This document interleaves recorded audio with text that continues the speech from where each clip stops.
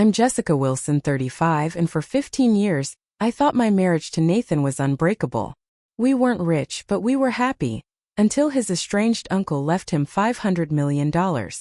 One minute we were celebrating, the next I was standing on the sidewalk with 2 suitcases, wondering how money could destroy 15 years of love so quickly. What I didn't know then was that within 24 hours, the man who threw me away would be desperately begging for my help. Before I tell you how my husband of 15 years changed overnight, drop a comment letting me know where you're watching from and subscribe if you want to hear more stories about betrayal and redemption. I grew up in a middle-class family in St. Paul, Minnesota. My childhood was comfortable but not extravagant. My parents divorced when I was 12, and that experience shaped how I viewed relationships. I met Nathan during my sophomore year at the University of Michigan. I was studying graphic design, and he was majoring in business with dreams of launching his own tech company someday. We met in the campus coffee shop when we both reached for the last blueberry muffin. Instead of arguing over it, he suggested we split it. That was Nathan, always looking for the compromise. His parents were good people but always struggled financially. The black sheep of their family was Nathan's uncle, Gerald Wilson, who had made a fortune in various investments but had cut ties with the family decades ago after some bitter argument nobody clearly remembered. Nathan rarely spoke about his uncle. When he did, it was usually to say, "That's not the kind of rich person I'd ever want to be, alone with his money." The irony of that statement would haunt me later. After 3 years of dating, Nathan proposed on graduation day. We had a simple wedding at my parents' backyard in Minnesota. Both of us wanted to build our life on our own terms, not relying on anyone else's help or living by anyone else's standards. Those early years weren't easy. We moved to Chicago where job opportunities were better. We rented a tiny one-bedroom apartment that had questionable plumbing and noisy neighbors. Nathan found work at a promising tech startup, while I freelanced as a graphic designer. Money was tight, but we were happy. We'd sit on our second-hand couch, eating takeout and dream about our future. Someday, Nathan would say, we'll have a house with a yard for our kids to play in. That was our shared dream, building a family together. We both wanted children, but agreed to wait until we were financially stable. By our 5th anniversary, we'd saved enough for a down payment on a modest home in a suburb outside Chicago. It wasn't fancy, but it was ours, and we filled it with love and dreams. 10 years into our marriage, we decided it was time to start our family, but life had other plans. Month after month, we faced disappointment. Tests showed nothing specifically wrong, just what doctors called unexplained infertility. We considered fertility treatments, but they were expensive and our insurance covered very little. The strain of this struggle created tension between us for the first time in our marriage. "Maybe we waited too long," Nathan said one night after another negative pregnancy test. "Don't say that," I told him. "It will happen when it's meant to happen." But privately I worried. I saw how each disappointment dimmed the light in Nathan's eyes a little more. We started to drift apart in small ways. Nathan threw himself into his work, climbing the corporate ladder at the tech company, while I built my freelance design business into a small but successful studio with a few regular clients.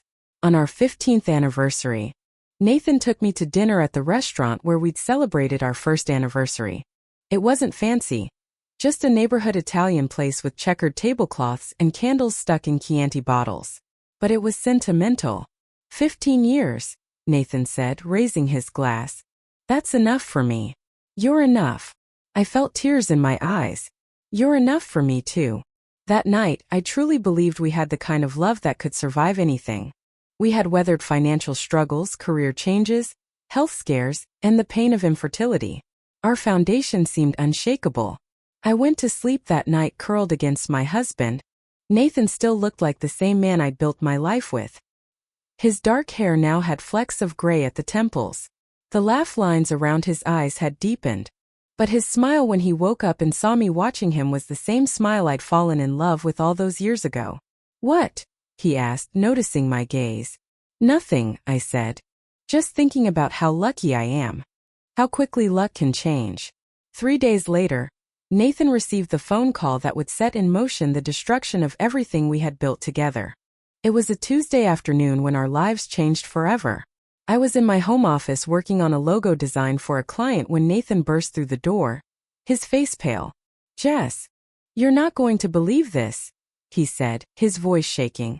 "My Uncle Gerald died." I set down my stylus. Nathan hadn't spoken to his uncle in years.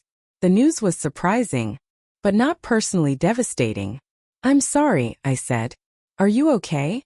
"That's not all," Nathan continued, running his hands through his hair in a gesture of disbelief. "His lawyer just called. Apparently I'm in the will. We have to go to some law office downtown tomorrow." I was confused. "Why would he leave you anything? You barely knew him." Nathan shook his head. "I have no idea." The law office of Bradley Thompson and Associates occupied half a floor in a sleek high-rise with views of Lake Michigan.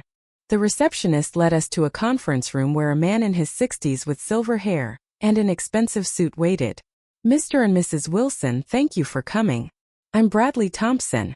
My uncle and our side of the family weren't close. Bradley nodded. Gerald was aware of that estrangement, which he regretted in his later years. "He kept tabs on you, Nathan. He knew about your business degree, your work ethic, your marriage." He nodded toward me. "He admired how you built your life on your own terms." He opened a folder and slid a document across the table. Gerald never had children of his own. In the absence of direct descendants, he chose to leave his estate to his nearest relative who demonstrated, in his words, the character and judgment to handle significant wealth. Nathan frowned. "His estate? What exactly are we talking about here?" Bradley cleared his throat. Gerald's initial success came from traditional investments, but about 12 years ago, he became an early investor in cryptocurrency. That decision multiplied his wealth exponentially. He paused. I felt like all the air had been sucked out of my lungs. $500 million? Nathan whispered. "There must be some mistake." "No mistake," Bradley assured him. "There are some conditions which we'll discuss, but the estate is yours." I watched Nathan's face transform as the reality sank in. Shock gave way to disbelief, then to a dawning wonder. And finally to something I couldn't quite identify. A gleam in his eyes I'd never seen before. After the meeting, we stumbled out onto the sidewalk in a daze. Nathan grabbed me and spun me around. "No more worrying about bills or saving for retirement, or whether we can afford fertility treatments." I laughed too, caught up in his excitement. "It's unreal. What are we going to do?" "Everything. Anything we want." He kissed me hard. "First, we're celebrating. Let's go to that rooftop restaurant you've always wanted to try." That night, we drank expensive champagne and talked about all our dreams. We could finally afford the best fertility specialists. We could buy a bigger house. We could travel the world. We could donate to causes we cared about. Nathan talked about starting his own company instead of working for someone else. "This changes everything, Jess," he kept saying. Everything. I didn't realize then just how right he was. Over the next few weeks, our lives became a whirlwind. There were more meetings with Bradley Thompson, paperwork to sign, accounts to set up. With the kind of confidence that comes from growing up with money. From their first meeting, I noticed how she spoke primarily to Nathan. Nathan began staying late at these financial meetings. He'd come home energized, talking about investment opportunities and wealth management strategies I didn't fully understand. He started taking calls in another room, his voice low. When I asked about these conversations, his answers were vague. "Just boring money stuff," he'd say. "You wouldn't be interested." Honking the horn until I came outside. "Surprise!" he called, grinning as he revved the engine. "What do you think?" I stared at the sleek red sports car that cost more than our house. "You bought this?" Without talking to me. His smile faltered slightly. "I thought you'd be excited. We can afford it now." "That's not the point, Nathan. We've always made big decisions together."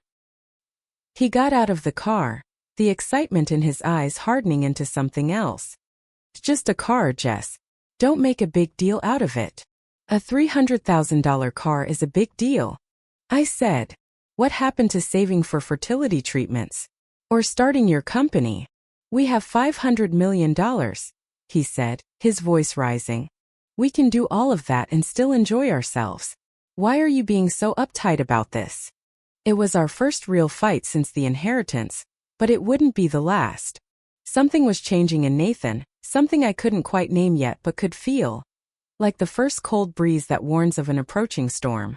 2 months after the inheritance, I barely recognized my husband. The physical changes were obvious. Designer clothes replaced his favorite worn jeans. An expensive haircut and new cologne. Even the way he carried himself had changed. But the internal transformation was far more disturbing. The Nathan I'd married had always been considerate, thoughtful, the kind of man who remembered birthdays and noticed when I was tired. The new Nathan was impatient, distracted, consumed with his image and status. He checked his phone constantly, canceling our plans if something more important came up. One night, Nathan came home 2 hours late, already having eaten at some business dinner. "You should have texted," he said dismissively when he saw my effort. "I told you I was meeting with investors." "Who were you meeting with?" I asked. "Tyler Matthews. He's got some amazing investment opportunities. Real visionary guy." "I thought Heather was handling our investments," I said. Nathan's expression hardened. "Heather handles the conservative stuff. Tyler's deals are more aggressive. Higher risk, higher reward. Shouldn't we discuss these investments together?" He gave me a look that made me feel small. "No offense, Jess, but what do you know about venture capital or cryptocurrency trading?" My thoughts weren't valuable enough to consider. As the weeks passed, Nathan began suggesting changes to my appearance. "You should go shopping," he said one morning, eyeing my outfit. "Get some nicer clothes. We'll be attending a lot of high-end events." "What's wrong with my clothes?" I asked, looking down at my simple blouse and jeans. "Nothing. If we were still living our old life," he replied. "But we're in a different league now." A different league. That phrase became Nathan's mantra. 3 months after the inheritance, Nathan insisted we attend a charity gala hosted by one of his new business associates. I spent hours getting ready. The ballroom was opulent, filled with Chicago's elite. I stood awkwardly beside Nathan as he worked the room, introducing himself to people whose names I recognized from news headlines. I mentioned our house in the suburbs. "We've lived there for 10 years, I said. "It's nothing fancy, but—" "Jessica's being modest," Nathan interrupted, laughing too loudly. "That's just our starter home. We're looking at properties on the Gold Coast now." This was news to me. We hadn't discussed moving. Later at the bar, I overheard Nathan talking to Tyler Matthews, the one we'd built together with love and hard work. Instead, he chuckled. "You have no idea," he said. "Sometimes I can't believe I lived that way for so long." That night, after we returned home, I found texts on Nathan's phone while he was in the shower. I'd never snooped before, but the man I was living with felt like a stranger. There were dozens of messages between Nathan and Heather Campbell, our financial advisor. They started professionally enough but had evolved into something more personal. Dinner plans without me. Inside jokes. In one message she wrote, "And can't stop thinking about yesterday. You're full of surprises. H." When Nathan came out of the bathroom, I confronted him, my hands shaking. "What's going on with you and Heather?" He snatched the phone from my hand. "You're going through my messages now? That's a new low, Jessica. Answer the question," I insisted, fighting back tears. "She's our financial advisor. We have meetings. Sometimes those meetings include dinner. It's business. Business doesn't usually involve someone thinking about yesterday and how full of surprises you are." Nathan's face hardened. "You're overreacting. Heather understands this world. The people in it. She's helping me navigate. And I don't understand? Is that it?" He sighed, running a hand through his hair. "Look, you're trying, I can see that. But you don't fit in naturally. You say the wrong things, wear the wrong clothes." "The wrong things?" "These are people donating to charity, while wearing watches that cost more than most people's annual salary. And they're talking about their yacht problems. Excuse me for not having yacht problems to contribute to the conversation." Nathan's expression turned cold. "This is exactly what I'm talking about," he continued, his tone softening to something almost patronizing. "New wardrobe, some coaching on etiquette. Heather knows a great consultant who helps people adjust to wealth." "I don't need to be fixed, Nathan. I need my husband back. He shook his head. I'm still me, Jess. I'm just the upgraded version. Maybe it's time you upgraded too.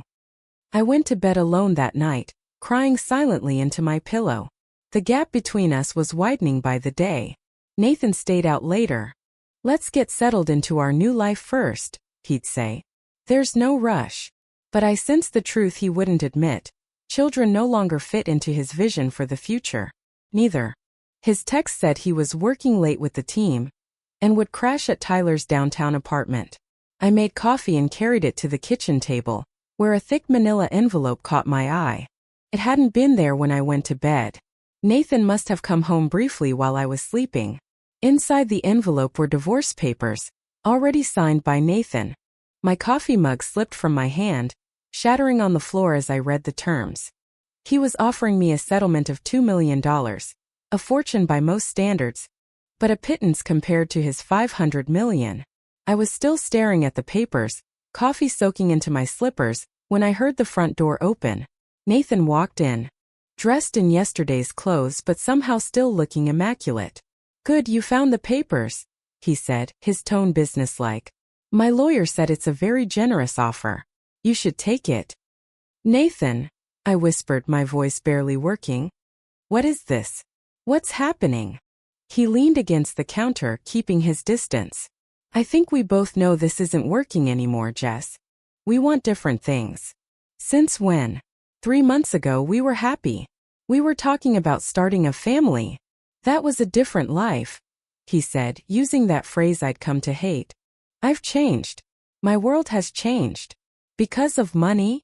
I asked, tears streaming down my face. 15 years of marriage thrown away because you suddenly have money? His expression hardened. It's not just the money. It's what the money revealed. We're not compatible anymore. You can't adapt to this lifestyle. I haven't been given a chance. I cried. Jessica, I have a meeting. A meeting with Heather? I asked, the pieces finally clicking into place. His silence was confirmation enough. You're having an affair with her, I said flatly. He had the decency to look slightly uncomfortable. It's not that simple. Heather and we connect on multiple levels. She understands the complexities of wealth management. Ambitious. And I'm not. I finished for him. The woman who stood by you when we could barely make rent, who believed in you when no one else did, who loved you when you were nobody. I'm just not good enough now that you're rich. Sign the papers, Jessica, he said coldly. Take the $2 million and start fresh. It's more than fair. I looked at this stranger wearing my husband's face. I need time to think, to talk to a lawyer. You have until Friday, he said. After that, the offer drops to $1 million. My lawyer advised me to be generous, but my patience has limits. You can't just set arbitrary deadlines on ending our marriage. Actually, I can, he said with a confidence that chilled me. The house is in my name. The cars are in my name. Your design business uses my family name. I could make things very difficult for you. I stared at him, shocked by the threat. Who are you? I whispered. I'm someone who's done carrying dead weight, he replied. Sign the papers, take the money and go. And if I fight this? If I demand my fair share as your wife of 15 years? His laugh was cold. With what resources? I have a team of the best lawyers in Chicago. You have what? Your community college friend who handles wills for old ladies? Be smart, Jessica. Take the deal. I stood up, shaking with anger and grief. I need to think. Fine. Think quickly. He glanced around the kitchen with distaste. And clean up this mess. I'm having people over tonight and I need the house looking perfect. People? I asked. What people? Investors. Heather. Some friends you don't know. He wouldn't meet my eyes. It would be better if you weren't here. The reality of the situation hit me like a physical blow. You want me out. Today. Before your girlfriend comes over. I've booked you a hotel, he said, pulling out his wallet and placing a credit card on the counter. Use this for whatever you need. When you're ready to be reasonable, call my lawyer. Something broke inside me then. 15 years of love, of building a life together, reduced to a hotel reservation and a credit card tossed on the counter. I'm not leaving, I said, my voice surprisingly steady. This is my home too. Nathan's expression darkened. Don't make this uglier than it needs to be. Uglier? Than my husband cheating on me? Then trying to buy me off with a fraction of our wealth before kicking me out of my own home? Please tell me how this gets uglier. He checked his watch again. I don't have time for this. I have a conference call in 20 minutes. He picked up his phone. Either you leave voluntarily, or I'll have security escort you out. What security? We don't have security. The service I hired last week, he replied. The team that's been patrolling our property while you've been blissfully unaware. As usual. I realized then how much had been happening around me that I didn't know about. How many decisions Nathan had been making without me. How thoroughly he'd been planning this moment. What do you pack when your life is falling apart? I took practical items, family photos, the jewelry my grandmother had left me. Nathan watched from the doorway, checking his phone impatiently. Your time's almost up, he said after 45 minutes. I'm going as fast as I can, I snapped, trying to zip an overstuffed suitcase. Here, he said, reaching for another suitcase from the closet. Take what you need. I don't want your stuff cluttering up the place anyway. That casual cruelty, reducing 15 years of our shared life to your stuff, that was cluttering up the place, broke something in me. I began sobbing ugly. I'm not throwing away anything worth keeping, he said coldly, opening the front door and physically pushing me onto the porch. The car service is waiting. Go to the hotel. Sign the papers. Move on. He tossed my suitcases out after me. Before I could respond, he shut the door in my face.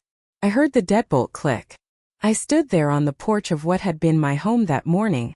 After what felt like hours but was probably only minutes, I pulled my phone from my pocket with trembling hands. I called the only person I could think of, my best friend Melissa Grant. Mel, I said when she answered, my voice barely functioning. Nathan's thrown me out. He's divorcing me. He's been cheating.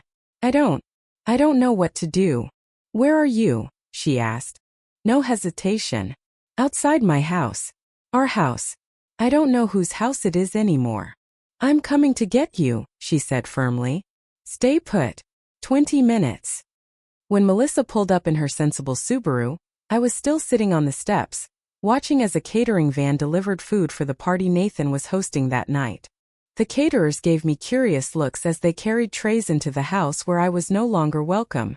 Melissa helped me load my suitcases into her trunk. As we drove away, I turned to look back at the house where I'd been so happy, where I'd believed my future lay. Nathan was in the doorway watching us leave. Even from a distance, I could see he was already on his phone, probably telling Heather that the coast was clear. You can stay with me as long as you need, Melissa said, squeezing my hand. We'll figure this out. That night in Melissa's spare bedroom, I cried until I had no tears left, until my throat was raw and my eyes swollen shut. I cried for the life I'd lost, for the future that had been stolen from me, and for the man I'd loved who had disappeared inside a stranger's body. What I didn't know then was that my world wasn't ending. It was about to take an unexpected turn. The morning sun streaming through unfamiliar curtains disoriented me. For a blissful moment, I forgot where I was and why. Then reality crashed back. Nathan. The divorce papers being thrown out of my own home. The betrayal. I checked my phone. 17 missed calls from Nathan, starting around 3 a.m. No voicemails. No texts. Just calls. Melissa was in the kitchen making coffee when I emerged from the guest room, eyes puffy from crying, still wearing yesterday's clothes. You look like hell, she said, handing me a steaming mug. Thanks, I replied, attempting a weak smile.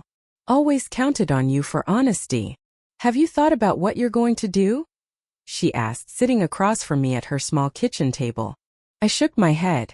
I can barely process what happened, let alone make a plan. You need a lawyer, Melissa said firmly. Not just any lawyer, a shark. Illinois is an equitable distribution state. You're entitled to a fair portion of marital assets, especially after 15 years. Melissa was a paralegal at a corporate law firm, not divorce lawyers, but she knew the basics. Nathan said he has the best lawyers in Chicago, I said, my voice small. He threatened to drag it out until I can't afford to fight anymore. She leaned forward. Think about it. Why the rush? Why throw you out with no warning? Why not try to manipulate you into a more favorable settlement over time? I considered this. What do you know about the terms of your husband's inheritance? I blinked. Terms? Bradley Thompson mentioned conditions, but Nathan handled all the details. Laura made a note. Interesting. Most large inheritances come with strings attached, especially from eccentric wealthy relatives with strained family relationships. Nathan's uncle was definitely eccentric, I admitted. Nathan said he was paranoid about people only wanting him for his money. And yet he left it all to a nephew he barely knew, Laura mused. That suggests either a dramatic deathbed change of heart or, more likely, specific conditions in the will. My mind was racing. You think there might be something in the inheritance terms that Nathan doesn't want me to know about? I think it's worth investigating, Laura replied. Do you have access to any of the inheritance documents? I shook my head. Nathan kept all that paperwork in his home office, which I no longer have access to. Actually, Melissa interjected, he can't legally evict you without a court order. The question is, can you get into the house when he's not there? I thought about Nathan's schedule. He mentioned a golf meeting with investors today. Usually takes hours, especially with drinks after. Then we have our window, Laura said. Go to the house. Get what you need, focus on financial documents, especially anything related to the inheritance. And Jessica? Take photos of everything. Don't remove original documents if possible. We don't want to tip him off. 2 hours later, Melissa drove me back to my neighborhood. Nathan's new Ferrari was gone from the driveway, replaced by a catering van being unloaded. Another party. I approached the caterer. Excuse me, I'm Mrs. Wilson. I forgot something inside, but my husband changed the security code. Is there someone in there who can let me in? The caterer looked uncertain, but a familiar face appeared in the doorway. Maria, our housekeeper of 10 years. Mrs. Wilson, she exclaimed, hurrying down the steps. I was so worried. Mister. He has a dinner party tonight. Thank you, I said, squeezing her hand. I'll be quick. I headed straight for Nathan's home office while Melissa kept watch. The room had changed, new furniture. Hands shaking as I flipped through dense legal language. On page 12, a heading caught my eye. Conditions of inheritance. As I read, my heart began to pound. The entirety of the estate shall pass to Nathan James Wilson, provided that he demonstrates financial responsibility and strong moral character for a period of not less than 5 years following the testator's death. Specifically, the beneficiary must 1. Maintain his current family unit and demonstrate commitment to family values. 2. Make no major changes to his marital status during the probationary period. 3. Demonstrate prudent financial management of the inherited assets. 4. Engage in philanthropic activities benefiting the community. I read it 3 times to be sure I understood.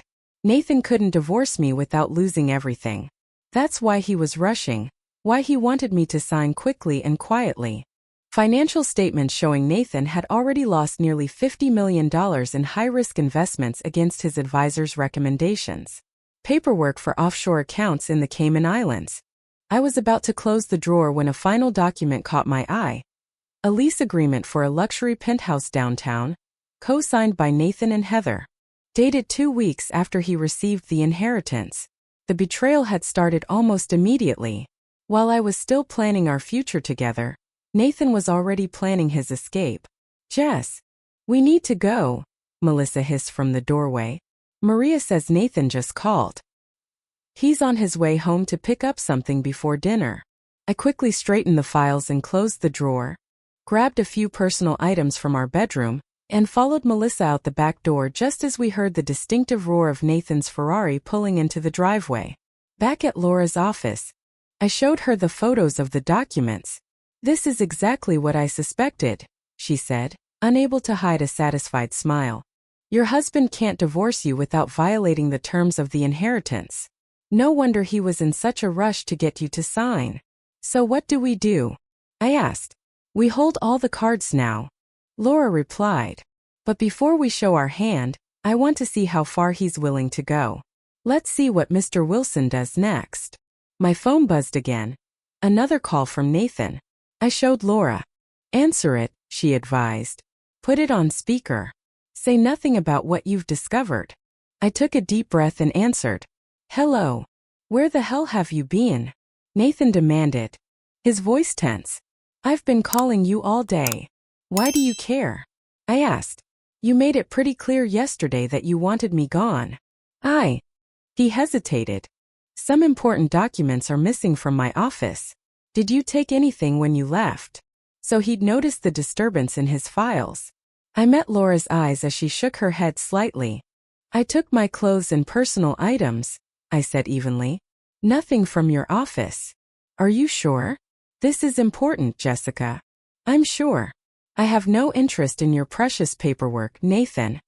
He was quiet for a moment. Where are you staying? Why? So you can serve me more divorce papers. No, Another pause. Can we meet? Talk face to face. Laura was writing on a notepad. Stall him. Don't commit. I don't think that's a good idea right now, I said. I'm still processing being thrown out of my home yesterday. I know, and I'm sorry about how that happened, he said. His tone softening to the persuasive voice I knew so well. I was stressed. I didn't handle it well. Let me make it up to you. Dinner tomorrow? Anywhere you want. Laura wrote tomorrow. Public place. 7 p.m. Fine, I said. The Italian place on Clark Street. 7 o'clock. Perfect, Nathan said, relief evident in his voice. Thank you, Jess. I'll see you then. After I hung up, Laura leaned back in her chair. He's panicking. He's realized that you might have seen the inheritance conditions, and he's trying to do damage control. What's our next move? I asked. Now, Laura said with a predatory smile. We prepare to negotiate from a position of strength. He'll try to charm you, Laura warned as we prepared for my meeting with Nathan. He'll apologize, claim temporary insanity, promise it will never happen again. Don't believe a word of it. We were in Melissa's apartment, where I'd spent the night alternating between anxiety-induced insomnia and exhausting tear-filled dreams. Laura had come over to strategize before my dinner with Nathan. The key is to reveal nothing about what you know, she continued. Let him talk. Let him offer. Our goal tonight is intelligence gathering. What if he brings the divorce papers again? I asked. Tell him you're considering his offer but need more time. Be vague. Be emotional if you need to. That's what he expects. My phone had been buzzing nonstop all day. Nathan's calls had evolved from angry to concerned to increasingly desperate. The voicemails followed the same pattern. Where are you? Call me back immediately. 9:14 a.m. Jessica. We need to talk. It's urgent. 4:22 p.m. The last call had come just an hour ago. Jessica, please. I made a terrible mistake. I miss you. We can work this out. His voice had sounded close to tears. If I hadn't seen the documents with my own eyes, I might have believed him. At 6:45 p.m., I arrived at Stefano's, the small Italian restaurant where we'd celebrated so many anniversaries.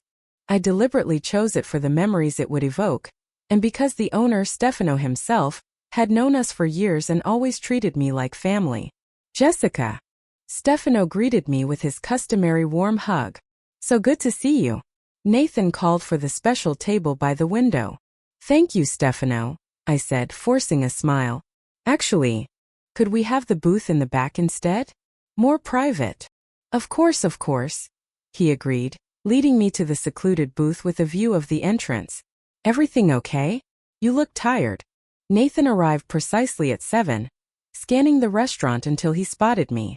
He looked terrible, designer suit impeccable as always, but with dark circles under his eyes and a pallor to his skin that suggested he hadn't slept either. Jessica, he said, sliding into the booth across from me. Thank you for coming. I nodded but said nothing, studying the man I'd loved for 15 years, searching for any trace of the person I'd married. You look beautiful, he tried, reaching for my hand across the table. I pulled back. Let's not pretend, Nathan. Why did you want to meet? His expression fell. the charm offensive faltering in the face of my coolness. I wanted to apologize for yesterday. I was out of line. Out of line. I repeated. You threw me out of our home. You threatened me. You revealed you've been cheating on me. That's a bit more than out of line. I know, he said, running a hand through his hair, a nervous gesture from the old Nathan that seemed incongruous on this new version. I've been under a lot of pressure. The inheritance. The new responsibilities. It went to my head. Stefano arrived with wine, his usual jovial expression dimming as he sensed the tension between us. He poured 2 glasses and retreated quickly. Pressure doesn't turn a loving husband into a cruel stranger overnight, I said, leaving my wine untouched. Money doesn't change who you are. It reveals who you are. Nathan winced. That's not fair. 15 years of marriage, and you're judging me on my worst moment. Your worst moment has lasted 3 months, I pointed out. And it was a deliberate series of choices, not a momentary lapse. He leaned forward, voice dropping. Something's missing from my office, Jessica. Important documents. If you took them. I didn't take anything from your office. I replied truthfully. I'd only photographed the documents, not removed them. Then someone broke in, he insisted. The inheritance paperwork has been disturbed. Maybe you misplaced it. I suggested. You've had a lot on your mind. Juggling a wife and a girlfriend must be stressful. He flinched. About Heather. That was a mistake. A horrible mistake. It didn't mean anything. The penthouse lease you co-signed suggests otherwise. His eyes widened. How did you? He stopped himself. I was going to tell you about that. It was an investment property. 10 million. 20? I can be generous. Can you? Without violating the terms of your uncle's will. The glass stopped moving. Nathan's eyes shot up to mine, his face draining of what little color remained. What are you talking about? I kept my expression neutral, channeling Laura's advice. You seem awfully eager to divorce me for someone who just inherited a fortune contingent on maintaining his current family unit. You saw the will, he whispered, his voice a mix of anger and fear. I saw enough, I replied. Nathan glanced around the restaurant nervously before leaning closer. Listen to me carefully. This isn't as simple as it looks. I've already lost money, a lot of money, on some investments that didn't pan out.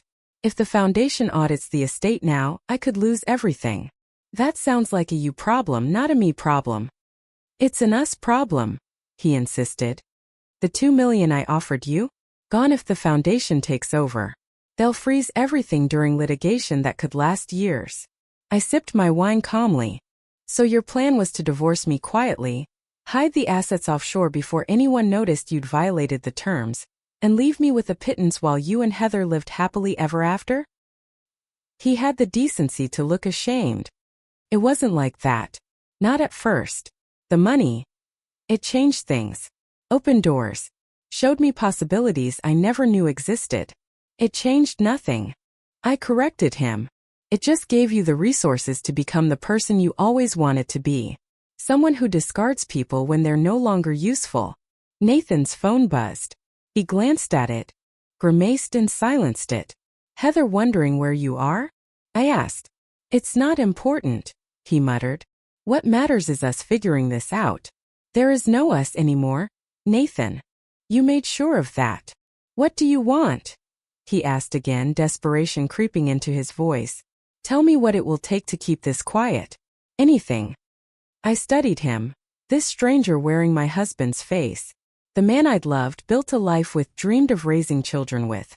Now reduced to calculating how much my silence would cost him. That's what equitable distribution means in Illinois. And before you threaten me with your expensive lawyers, remember that one phone call to the Gerald Wilson Foundation would cost you everything. He paled. You wouldn't. Wouldn't I? You don't seem to know me very well anymore. I leaned forward. Or maybe you never did. Nathan's expression hardened. You're bluffing. You don't have the documentation to prove anything. I pulled out my phone, opened the photos and slid it across the table. He stared at the screen, at the clear image of the inheritance conditions. then swiped through several more photos of offshore account documents and the penthouse lease. "How did you get these?" he whispered. "I still had a key," I replied simply. "And unlike you, Maria still considers me family." He pushed the phone back to me, his hand trembling slightly. "What happens now?" "Now we negotiate a fair settlement. One that acknowledges my contribution to our 15-year marriage. One that allows us both to move forward with dignity. And if I refuse? And the $50 million you've already lost in bad investments?" Nathan stared at me for a long moment. I could see the calculations happening behind his eyes, weighing options, measuring risks. "I'll have my lawyer review them," I replied. "Laura Chen, perhaps you've heard of her." Recognition flickered in his eyes. Laura's reputation preceded her. "One more thing," I added. "I want the house. Not to live in, I could never be happy there again. But I want to sell it and donate the proceeds to a fertility clinic that helps couples who can't afford treatments. The dream you discarded might as well help someone else." Something like regret passed across Nathan's face. "The house is yours," he agreed. "And Jessica, for what it's worth, I am sorry. Not just for getting caught, but for everything." I stood up, leaving my wine mostly untouched. "Goodbye, Nathan. My lawyer will be in touch." As I walked out of the restaurant, past Stefano's concerned gaze and into the cool evening air, I felt something I hadn't expected. Not triumph or revenge, but a profound sense of peace. The man I'd loved was gone. Perhaps had never truly existed. But I was still here. Still standing. And for the first time since Nathan had thrown me out, I knew I would be okay. My phone buzzed with a text from Melissa. "How did it go?" I typed back. "It's over. And I'm ready to begin again." 6 months can change everything. I stood in the living room of my new apartment, watching the late afternoon sun cast golden light across hardwood floors. It wasn't large. A 2-bedroom condo in a pleasant neighborhood. With surprising speed once Nathan realized I held all the leverage. In the end, we settled on a 50-50 split of the inheritance, with additional compensation for the emotional distress of his infidelity. Laura Chen had been worth every penny of her considerable fee. I picked up the Chicago Tribune from my coffee table, smiling wryly at the headline. Tech entrepreneur Nathan Wilson donates $75 million to Chicago charities. His sudden philanthropy had raised eyebrows in financial circles, but I knew the truth. It was his cover story for the reduced wealth, a way to explain why he wasn't living quite as large as his initial inheritance would have suggested. According to mutual friends, Nathan and Heather had cooled off once the divorce was finalized. Apparently, she'd been less interested in him when she realized half the fortune was gone. Last I heard, he was dating a model from New York, still trying to buy his way into elite social circles, still trying to fill some empty space inside himself. I didn't waste energy hating him anymore. That was the most surprising part of my healing journey. The realization that hate requires energy I'd rather spend elsewhere. My phone chimed with an email notification. A new client for my rebranded design studio, Jessica James Designs. I'd reclaimed my maiden name along with my independence. The business was thriving. After the divorce, I'd used a small portion of my settlement to rent a proper studio space, hire 2 talented junior designers, and rebrand with a focus on nonprofit organizations and ethical businesses. Work that aligned with my values, clients who appreciated creativity over status. My intercom buzzed. I pressed the button. "Hello. It's Bradley. I brought lunch." I smiled, buzzing him in. Bradley Thompson, the attorney who had first informed us of Nathan's inheritance, had become an unexpected friend through all of this. After the divorce, he'd reached out, apologizing for his role in what happened. "I should have made the conditions clearer to both of you," he'd said during our first post-divorce coffee meeting. Gerald Wilson specifically structured the inheritance that way because he'd seen wealth destroy too many families. He hoped the conditions would prevent exactly what happened. Over the past few months, our professional relationship had evolved into friendship, and more recently, into cautious dating. At 62, Bradley was nearly 30 years my senior. But his kindness, wisdom, and genuine respect for me were qualities I now valued far more than youth or status. "Thai food," he announced, holding up bags as he entered. From that place you mentioned. Perfect, I said, taking the bags to the kitchen. How was your morning? Productive. Finalized the trust for the Morgenstern family. He settled onto a bar stool at my kitchen counter. How about you? How's the Patterson Foundation project coming along? Just submitted the final designs this morning, I replied. Unpacking containers of pad thai and green curry. They loved the rebrand. Said it perfectly captures their mission. Bradley smiled, the corners of his eyes crinkling. I'm not surprised. Just two people enjoying each other's company. After lunch, Bradley helped me clean up, then checked his watch. I should get back to the office. Dinner Friday. I'd like that, I said, walking him to the door. After he left, I returned to my living room, contemplating how much had changed. The heartbreak that had once felt unsurvivable had become a chapter in my story, not the whole book. My phone rang, Melissa calling. Hey, I answered. What's up? Just checking in, she said.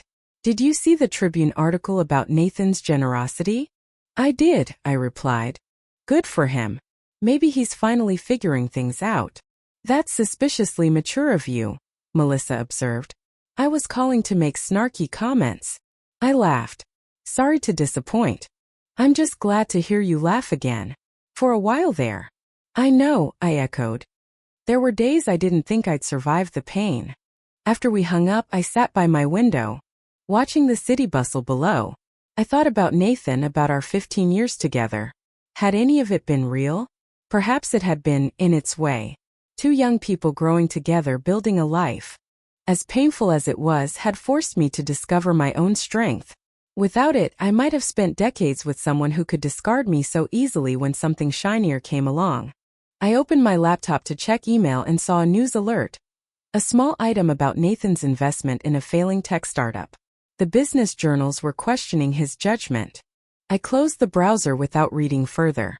His choices were no longer my concern. My doorbell rang again. An unexpected delivery. Flowers. The card read, "To new beginnings.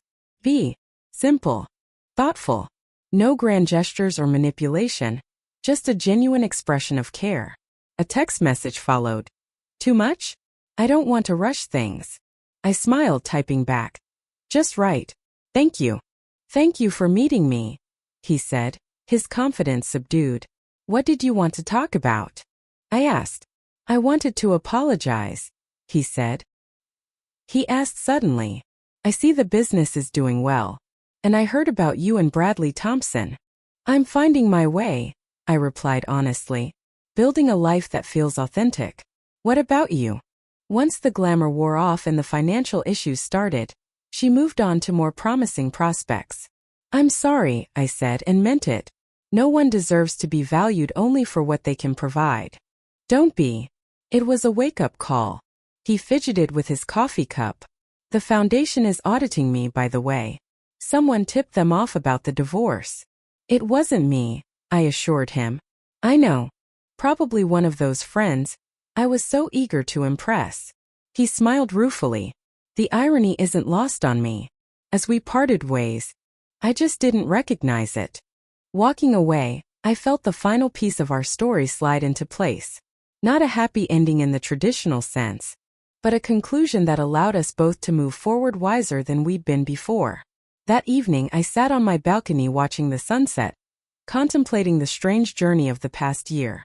I thought about wealth, not just of money but of character, of connection, of purpose. Nathan had gained a fortune and lost himself. I had lost what I thought was everything, only to gain a clearer understanding of my own worth. The inheritance that was meant to be Nathan's blessing had become his curse. The betrayal that should have destroyed me had instead set me free. The losses that empty us can create space for new abundance. Sometimes, I whispered to the fading light, the things we think break us are actually setting us free. Have you ever lost something only to realize later it was making way for something better? Drop a comment below to share your experience. Don't forget to like this video if it resonated with you. Subscribe for more stories of resilience and transformation, and share with someone who might need to hear that sometimes our greatest pain leads to our greatest growth.